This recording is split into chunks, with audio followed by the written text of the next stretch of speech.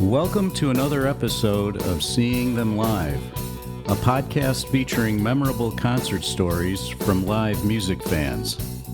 Everyone has a concert story, and hopefully, one day, we'll hear yours. Yeah, we were doing videos in Portuguese. I wanted to do videos talking in Portuguese. And a lot of fans that don't speak Portuguese were like, what are they saying? And we thought like, all right, we're not taking these fans that like our songs, even in Portuguese. We're not taking them with us, just doing in Portuguese. Today's guests are brothers Matheus and Thiago Khouri from the Brazilian rock band Banda AL9. The band first gained attention online with acoustic cover songs before going viral with their original music, eventually building a social media following of more than 2 million fans. Their energetic mix of classic rock riffs and modern indie pop has earned international buzz, including airplay from Little Steven's Underground Garage and an album released on Little Steven's Wicked Cool Records label. Matheus and Thiago, welcome to Seeing Them Live. Hey guys, so excited to be here. Yeah, so much for the opportunity. Yeah, and I also wanted to take a moment to thank Mike at Earshot Media for setting up this interview.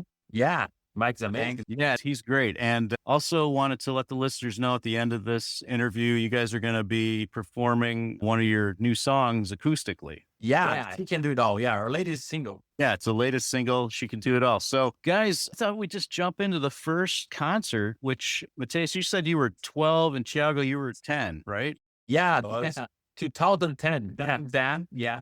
Yeah, and this was Paul McCartney. This is 2010 in Morumbi. Is that how you say it? Stadium? Yeah, Morumbi Stadium. Yeah, right. You're right. And this was November 22nd, I think I have as written. To be honest, I don't remember the date. I remember it was a Monday because we skipped school. You know? Yeah, we didn't go to school. That's cool. You get to see Paul McCartney and skip school. Yeah, much better, right? Yeah.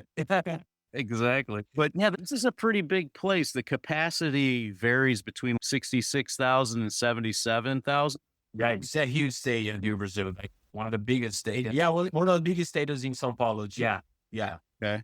Had you guys ever been in a crowd that big, like maybe a sporting event or something? No, yeah, we've never been to a sporting event. It's like a soccer stadium, but we never been there to walk. To be honest, I think we only be there for the Paul McCartney show. Yeah. Was our only time there. Yeah. Okay. Yeah. And then I saw that he played like 37 songs according to Setlist. Yeah. So you guys definitely got your money's worth on that. It was great. Yeah. From previous interviews I listened to with you guys, your dad plays guitar. Yeah. And your parents listen to like rock music, 60s and 70s music. Yeah, they are like rock and roll fans, and they went to a lot of shows. Our fathers saw Queen at the same stadium, so we grew up listening to rock and roll music, listening to the Beatles, Queen, Deep Purple. They are not musicians, but they are like huge fans of rock and roll. And our father plays the guitar as a hobby, and he started teaching me. Then Thiago, my younger brother, started learning as well, and we started a band. I remember when we watched Paul McCartney was like. We were like starting playing the guitar. So we were very, very young. I was 10 years. Yeah. So it was the time that we started learning the guitar. It was our first time eating churros. Yeah. He ate like a line of churros. Yeah. Throw up. Yeah. It's crazy. After the show, I do remember that. Yeah. Right. Yeah. It's that like diminishing returns thing, right? You have one, it's good. You have two, it's okay. But more than that, I was on 12. That's me. So good. So I'm assuming you guys loved the concert. It was a good show. Yeah, it was amazing. Yeah. And it was like our first concert. So first time see Paul McCartney, first time in a stadium. Yeah. And I remember I really wanted to learn how to play yesterday by him that time. And I didn't know how to play. And I was like, when he started playing, I was trying to see his fingers. Yeah, I remember that. Where were you guys sitting? I don't know how to say that in English. I'm sorry. But it's like those seats that very high. In Portuguese, we called arquibancada. Yeah, in Portuguese. But we weren't close stage, but it was very, very special for us. Yeah. I also heard that you guys had some bands. It must have been like in high school that you played in, a metal band. Yeah, we always played together, but we played with friends from high school and and I mean, they weren't interested like to take music seriously for life. I mean, that's not that easy. That's why we started the band only with us both in 2017. But we were like very young and we were starting. we are just having fun. Yeah. Okay. Yeah. Because I was going to mention too the name of the band, Banda, which is band in Portuguese. Yeah, right. And AL is like a street or something. Yeah, it's like avenue. You guys use avenue, you guys use like AV, and out AL came from Alameda. Alameda here in Portuguese is like an avenue, you know? Yeah. It's not exactly an avenue, but Yeah, it's something like that. it's similar to that. And 9 came from the movie Scuff Rock that Jack Black says the number 9 is a magic number. And we always love the number 9. And it's funny that we always had this name, right? I think I already had the name when we went to see Paul McCartney, probably. It's a good name. I like the name. Thanks. We are like kids and we have a chat. Yeah. I was going to ask you because of the Jack Black School of Rock tie-in. Did you guys ever go to School of Rock? Do they have something like that in Brazil? No, Not no. actually. We have Scuff Rock, the music school here in Brazil, but we never went there. But When School of Rock came to Brazil, we were like a little bit older. yeah, I think I was 20 or something like that. Yeah.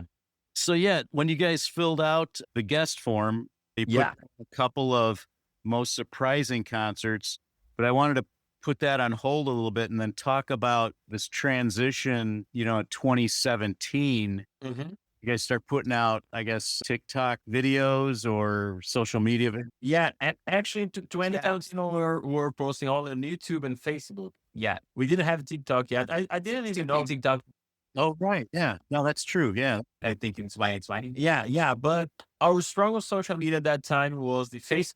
And we started posting that and we started receiving followers. We are only posting like cover songs. Or like growing a fan base. Yeah. To start releasing our original song. We thought about like releasing an original song with a fan base to listen. We didn't want to release an original song with no one then. Yeah, And so we thought about to grow an audience. We thought about let's sing cover songs. So we were singing the Beatles and Elvis Presley, Little Richard, those kind of 60s rock and roll, 50s and 60s rock and roll. Yeah. And I remember we reached like 20,000 followers in a year, right? Yeah. It wasn't followers on Facebook at that time. It was likes.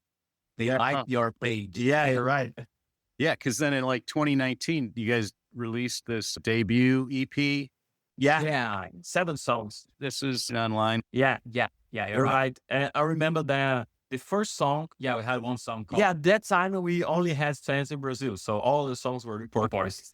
And the first song is called Ela Me Ligou in Portuguese. It was very, very, it was our first viral song here in Brazil. yeah, So we started growing more our fan. That was like the beginning. I remember sharing a video on Facebook singing the chorus of the song, and it reached like 1 million It views. was more than a million views. Yeah. Yeah, right. Wow. Yeah. I mean, your videos that I've watched, they're great. The songs are great. You sound great. And they're funny too. But then like in 2020, you guys released this album, which translates to live in the studio, maybe? Yeah. The idea was like we invited a few fans to watch the band perform on the studio. Live at studio. Yeah, so we basically recorded like Same song. the same songs from that EP, and a few covers. Yeah. But everything was live. It was live. There were like some 10 fans in the studio. Yeah. I had some fans, like 10 fans. And we recorded everything live in the studio. It was very good. Yeah, it was very nice. I remember, so everything it was like before, I think like 2 months before the pandemic, the COVID. So it was actually was very good for us because when the pandemic started, we already had an album. I think it was like the last thing that we did. The only thing that we did. Yeah. I think it was the only thing that we did in 2020. It was in February, something like this. Okay. Yeah. Because I'd recognize a couple of the songs in English, Whole Lot of Shakin', Yeah. Silence. Yeah. That was time. Keep your hands on my baby. Yeah. We did some covers. Yeah, we did some covers. Yeah. Cool. And then you guys follow that up with another one called Live at the Festival or something. Yeah. This was, I think it was 2020. It was like a virtual festival here in Brazil that we were invited. So we had to record a few songs. I think 2021. I don't remember the month, to be honest, but I remember 2021. And so we recorded a few videos and audio for this live festival. was like a pandemic festival. So everything was live on YouTube. Yeah. And so we recorded all part. They did a live stream on YouTube with a lot of bands playing. All the lineup. Yeah, all the lineup. And after the festival, we thought about why not releasing those songs. I mean, we didn't have many material at that time because it was a pandemic and didn't have enough things to record. Or anything. Yeah, so we thought about releasing those songs. Those songs were like stuck here. Let's release those songs too. Cool. Yeah, it looks like there's maybe half a dozen songs on there. It was like a very small festival. A small performance, to be honest, like 30 minutes, something. Yeah. Okay. Yeah, that makes sense. And then you guys had one other release I have here, 2022, Ella May Ligure or something like that. Yeah. In 2022, I remember we started working with a few managers in Brazil. Yeah. This song, Ela Me Ligou, that we released it in Actually, sorry to interrupt you, but actually 2021 was like the year that we start to post videos on TikTok. Yeah, so we created the TikTok account. Yeah, so we started going more viral, than the usual, you know? So managers in Brazil found us, started working with us. Yeah. So they had the idea to release again the song Ela Me Ligou because it was a viral song. It was like a very viral song on TikTok, like 3 years after the release. So we thought, why not? Let's release again. We did the same song. The same song, we just recorded again. With just a different music video. Yeah. And we released an EP by the end of the year too, with a few original songs and a cover one from a Brazilian band from the 60s too. I think that was the year. Yeah. I think the thing started being like very huge in 2023, the next year. Yeah. 2023 was the year that everything started to change. Exactly. And feel free to correct me because I'm a little foggy on 2023, but I didn't know which happened first, the Paul McCartney thing. No, the Paul McCartney was by the end of the year. By the end of the year. Yeah, the Paul McCartney was like in December. The Paul McCartney thing was like a consequence of everything that happened in 2020. Was the Steve Aoki thing with Tomorrowland? Was that 2023 or 2024? Yeah. So after happened, Esther released an album in August called Amorelli. Released that album with 9 original songs, new songs. And the first song called Chama de Amor in Portuguese started being like very, very viral, very on TikTok and Instagram. And we started reaching not fans, only fans from Brazil, but fans around the world. So we started like doing a lot of things in Brazil, like going to TV shows, biggest TV shows here, radios, sold out shows, a lot of shows sold out in Brazil. Wow. Okay. A lot of cool things started. Like we were invited to watch Paul McCartney concert too at Onion Spike in São Paulo. Right. And so is that also 2023 then when Steve Aoki notices? Yeah. That was a funny story because our song started reaching fans from United States, Europe, and not only from Brazil. Yeah. And we just woke up and we were like receiving a lot of messages from fans, not only from Brazil. Yeah. So it was like a normal thing for us at that moment. Yeah. It was like receiving messages in English. Yeah. And we received a message from a guy saying that he wanted to show our song to his boss. And we said to him, like, you can show our song to anyone you want. Yeah. Yeah. And he said, my boss is Steve Aoki. Oh. But it was like a message on Instagram. Anyone can say to you that my boss is Steve Aoki. Anyone can say that. Yeah. And I said, all right. And he said to us, like, all right, Steve Aoki will send you a message. And we woke up the next day, the message from Steve Aoki from his Instagram, official Instagram. So he said that he wanted to do like a remix of this song, Chama de Amor. And he invited us to perform with him at the Morumbi. Yeah, that was great. Yeah, it was like biggest crowd that will ever seen. I think not, because we played with him again at Avenue Park. Oh, but I'm saying at the moment. At the moment, yeah, it was. So it was great. And of course, we said yes. Yeah. I watched a video of that, and it's crazy. You guys are jumping up and down. And Steve, probably the most famous DJ EDM person in the world. Yeah. So he's one of the biggest DJs in the world. Yeah. It was like completely different for us because we never sang without playing and dealing with the DJ, you know, like with instrument. It's like the microphone. Yeah. We didn't know what to do, to be honest.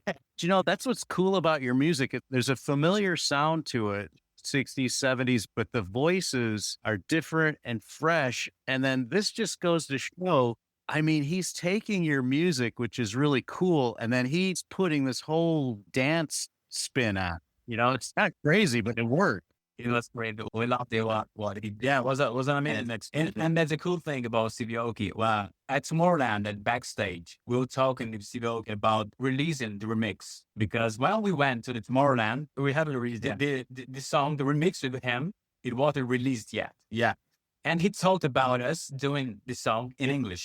Because he wanted to reach the whole world, not only in Brazil. Because Brazil speaks Portuguese. So we started thinking about doing English because of him. Because of him, what he said to us. Like, if you want to reach more people doing English. Yeah. So I remember after Tomorrowland, we thought, let's start like translating the song. And we translated Chama de Amor to English. She calls me a lot. Yeah, she calls me. Because love it was like we started posting on social media too, and was viral United States again. Yeah, I mean, that song, She Calls Me Love, I mean, how could it not be viral? Yeah, it's very catchy. Very catchy song. The English version is great, and I love the Portuguese version too. And what's interesting, guys, is today I read that Spotify reported that there's 16 non-English songs that appear in Spotify's top global 50. And, of course, Bad Bunny. Yeah. And then also Brazilian funk. Maybe you guys know about that. Oh, yeah, Brazilian funk. Yeah, very good. You know what happened if like Brazilian songs, a lot of Brazilian funk's music goes like very viral on TikTok and became a trend. Okay. So I already saw like a lot of American people doing like a trend with the Brazilian funk. Okay. Yeah. So when you guys translate these songs to English, the Brazilian stuff obviously could potentially be just as popular. It's almost like you have two audiences or fan bases. Because when I listen to this song in Portuguese, it's catchy. I like it. Yeah. It's too catchy. Even we're not understanding the lyrics. Yeah. We started doing English because we know that if you want to read the word, even Brazil is like listen to a lot of English language songs. Yeah. We had to sing English. There's no other way. Yeah, we were doing videos in Portuguese, only doing videos talking in Portuguese. And a lot of fans that don't speak Portuguese were like, what are you guys saying? And we thought like, all right, we're not taking these fans that like our songs, even in Portuguese, we're not taking them with us, just doing in Portuguese. That was the feeling. Like, and we are not thinking only about the United States, but I mean, a guy from France can understand us. Germany, True. Yeah. So then you do more work then with Steve Aoki, like the following year? Not in 2023. Yeah, we released an EP with him in 2024 that has like the original versions of Chama de Amor, She Calls Me Love, and the remix versions of the both songs. So the EP was released, I don't remember the month, but it was released by the beginning of the 2024. But the Paul McCartney show happened in December of 2023. Yeah, we were invited by the company. The company was bringing him to Brazil, and they invited us to watch and the show, and we were like very happy. And yeah, it was very, very. Yeah, I remember we stayed on it's like a family and friends area. Yeah. So there were like a lot of Brazilian famous artists. I think his wife was there. I don't know. Yeah. I don't know. But it was like a fan. Some people were saying that his wife was there, but I don't know. It was so crowded that I couldn't see. But it was like amazing. Yeah. And now we were very close to the stage. Yeah, it was very close. Hi, this is Charles Zona, and we're glad you are enjoying this episode of Seeing Them Live. If you would like to be a guest on the podcast, please fill out the form on our website at seeingthemlive.com. Also, if you like the show, please give us a rating on Apple Podcasts or wherever you listen to your podcasts. And now, back to the show. I love when I speak with musicians, these like full circle moments where they grew up listening to this band or musician and then they meet them professionally later on in life, or they played at a festival they went to when they were kids, and now they're on the stage there. That's such a cool story. So like he likes your music. Oh, to be honest, we didn't meet him. Oh, you did not meet? Okay. No, we Yeah, unfortunately. Yeah, he didn't meet everyone that was on the family and friends. So that he wasn't like there. Yeah, and the backstage wasn't there. Yeah. So unfortunately, we didn't meet him, but was a great opportunity to watch him again and so close to the stage. And we meet a lot of artists from Brazil that were invited to So we had the opportunity, but unfortunately we didn't meet him yet. Really want to, but not yet. Well, you might, right? Who knows? Yeah. All right, guys. You want to talk about the new album and the new song? Yeah, I did. So you were saying about meeting idols. We met another idol. Yeah, that's a true story. Yeah, Steven Van Zandt, because we grew up like Watching him, Bruce. him with Bruce Springsteen, literally. It was crazy because Kurt Baker he's a guy, he's an artist, and he works on Wicked Cool Records too. Okay. And he starts following us on social media and start talking with us, and he introduced us to one of his songs, She Can Do It All. He's one of the songwriters with Wyatt. Thought about recording a demo. We sent him the demo and introduced this song to Steven. And Steven loved it. And he invited us to the label, and everything happened so fast. So we started working with the label, in December. November, December. Yeah. He had the idea about releasing this vinyl, the digital album and vinyl and CD. Their first vinyl too. And the best thing, he wrote a song for us. So Yeah. Indigo is fine. yeah, he wrote this song for us. The song will be out in July. And Steven That is not great. wrote a song for us. That's great. It's happening while we're talking about. Yeah. that We right didn't now. Paul yet, but Like, Steven Van Zandt wrote a song for us. we always saw him on TV. Just on TV, and now he wrote a song for us. That's an honor. That's awesome. So the song, did he already kind of have an idea of the song, but or was it more of like after he heard you guys, then he was inspired? Yeah, I think Yeah. he told us that after he heard us, he thought about the song. Yeah. So after he knew us, he thought about writing this song, and He wrote it especially for us. That that was his said. Yeah, that's Nice. amazing. That's awesome, man. So yeah, the new album's called Hey Hey, We're Banda AL9, right? Yeah, right. Now July 17th. Cool. Now I listened to you guys, a recording of you guys just recently, maybe a few weeks ago at this place in New York City called the Cutting Room. Yeah, we spent a week in there. away. Yeah, doing things with the label, like going to radios. And we had this What a show. very busy week. Yeah, and we had this show. It was like a free concert for the fans. And it was amazing. Yeah, it was very cool. First time there, first time playing in the United States. Yeah. I saw a little bit of video of you guys in the SiriusXM underground garage. Yeah. Yeah, we went to SiriusXM. Yeah. We arrived in New York City on a Monday. Yeah. And the next day, we spent the whole day just rehearsing because it was like new musicians with us. Yeah. It was Jonathan on drums and Rob on rhythm guitar. And the next day, on Wednesday, we went to SiriusXM. Yeah. So we played live there with the, what's the name of the program? Was the Under Steven, Another garage. Yeah. And channel. we did An interview for the E Street. this, and we did something for the Beatles channel and for DD channel. Wow. Yeah. You guys are busy that week. Yeah. We did a lot of things that day. And it was funny because at the same day, we met Drake Bell. Do you know Drake Bell? No, I don't. I don't know who that is. Do you know that show, Drake and Josh? By Nickelodeon. No, I don't. It's a very popular show. Yeah. And a comedy show. And we always watch him as a kid too. It's very nice. That's kind of surreal, huh? So you guys, do you think you'll come back to New York at least? Yeah.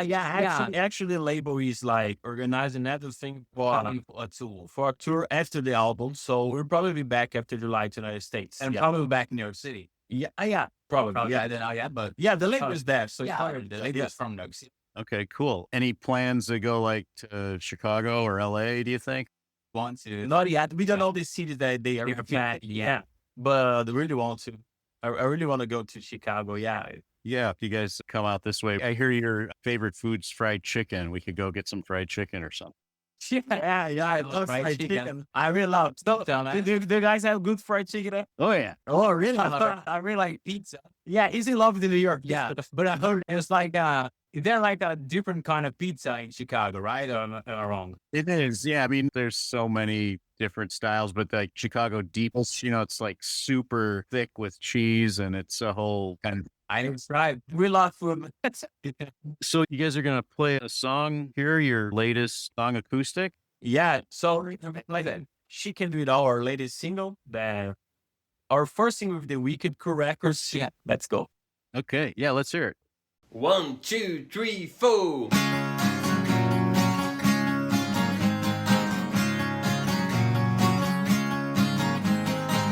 The cutest girl that I ever seen works at the mall at the Dairy Queen. Her name is Jody, she's the top. She can do it all. She hooked me up with a waffle cone. Later on, she got me alone. We stayed up late, we had a ball. She can do it all. How was I to know where the night would go, or how far I would fall? She can do it all.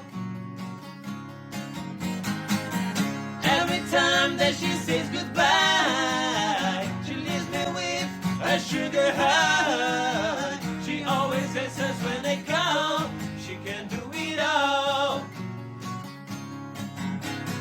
How was I to know where the night would go, or how far I would fall? She can do it all.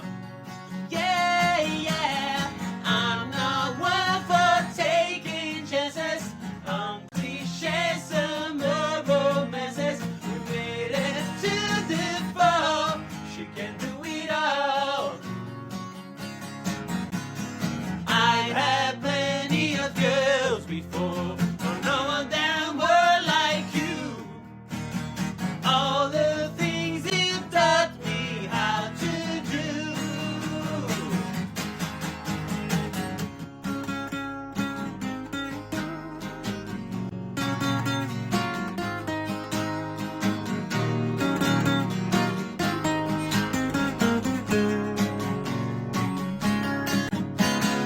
How was I to know where the night would go, or how far I would fall?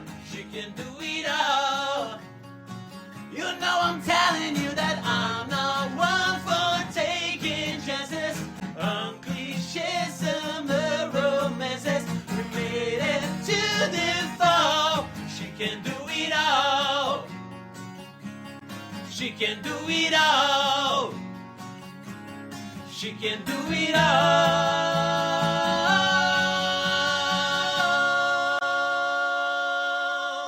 All right. That was awesome. Yeah, it was amazing. Good. Thanks so much for sharing that with us today. That was fantastic. Now, as we wrap up here, guys, is there anything you want to plug or talk about that we didn't touch on? Your website is bandaal9.com. Yeah, it is. Banda AL9. Actually, it's like a link tree. We just put all the important. Not like the website. Yeah, not the official website yet, Yeah. but it's bandaal9.com. That's it. You can find everything there. So people can pre-order the vinyl, merch, and everything there. Definitely do that. I saw that. And yeah, I think I'm going to opt for the vinyl. Yeah, check out the videos too. You guys have this Volkswagen that's in an old and vintage Volkswagen Yeah. that you guys drive around and Yeah. It's his car. It's my car, a book from 1972. Yeah. His car. I was going to ask you, what's with the paint job on that, how it's painted? Actually, we just bought like this. The first owner, he likes to paint cars. And I was looking for a Beetle, a good Beetle. And it was like very hard to find. And a mechanic that I know, I told him that I'm looking for a Beetle. So if you know someone, just let me know. And he called me. Well, there's a guy here, different Beetle. And I was like, well, it has a good price and everything was good on that car. So I bought it. Yeah. The paint job is cool. I mean, that's unusual. Yeah, it's different, right? Yeah. No, that'll catch your eye for sure. So yeah, check out the videos. There's even a song you guys did with Ruby Lay. Is that how you say her? Ruby D, yeah, and she's a country singer. Yeah, released a song with her last year. Yeah, a very great singer.